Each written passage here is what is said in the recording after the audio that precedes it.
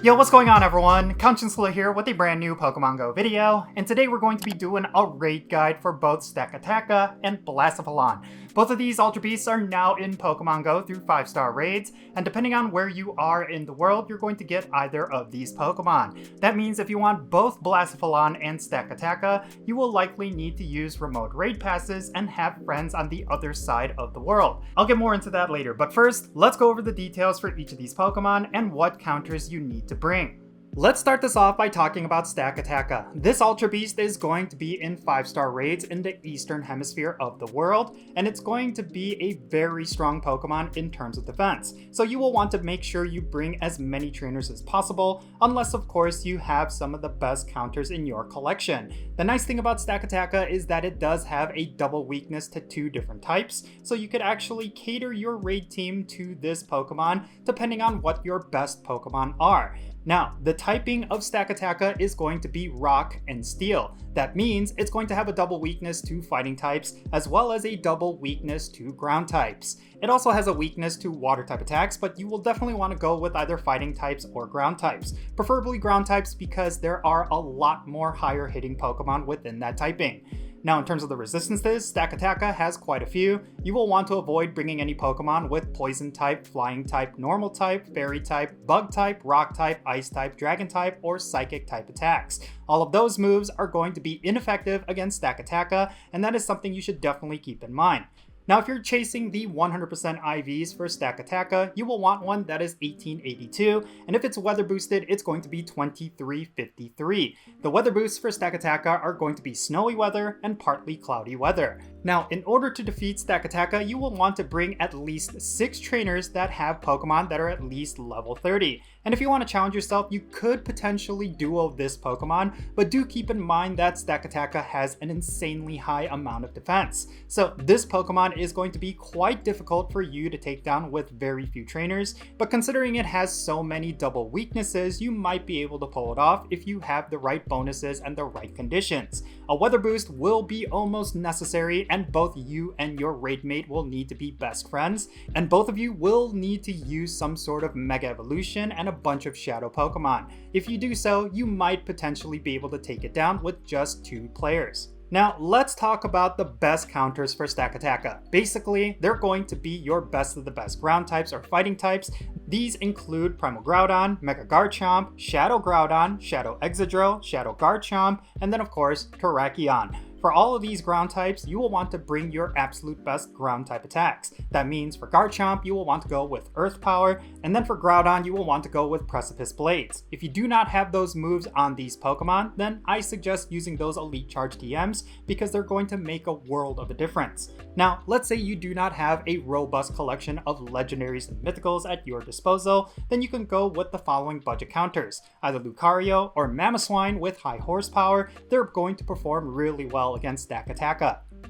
Alright, switching gears, next let's talk about Blacephalon. This one is going to be available in the Western Hemisphere in 5-star raids, and it's probably going to be the better out of the 2. Blacephalon has a type combination of Fire and Ghost, and that means it's going to have a weakness to dark types, ground types, and water types. It's also going to have a plethora of different resistances just like Stakataka. You will want to avoid bringing Pokemon with bug type, fighting type, normal type, fairy type, fire type, grass type, ice type, poison type, and steel type attacks. In terms of the perfect IVs for Blacephalon, you will want one that is 1884, and if it's weather boosted, it's going to be 2355. Blacephalon is going to be weather boosted by foggy weather and sunny weather. If you want yourself a 100% IV weather boosted Blacephalon, then ideally you will want to go out when it is sunny and clear outside. Now, defeating Blacephalon is going to be a little bit trickier considering that there are no double weaknesses. So you will want to bring at least 5 trainers that are at least level 30, and if you want to challenge yourself, you could potentially duo this Pokemon, but again, you will need the absolute best of the best Pokemon and the right conditions. Now, speaking of the best counters, let's go over them right now. For Blacephalon, I suggest going with Mega Tyranitar with Dark type attacks, because that's going to deal an insane amount of damage as well as allow that Pokemon to resist a bunch of Blacephalon's moves. But the alternative is of course Primal Groudon as well as Primal Kyogre. Both of those Pokemon are also going to be very effective, and you should really just go with the one that's going to benefit your raid team the most. And then in terms of the non-Mega Best counters, it's basically going to be the Shadow version of these three Pokemon. And then in terms of budget counters, you should definitely go with regular Tyranitars with Dark type attacks, but you could also go with Hydreigon with Dark type attacks. The nice thing about both of these Pokemon is that they are resistant to a majority of Blacephalon's moves, so you're going to last longer in battle, but it's going to be all about how much DPS you could dish out.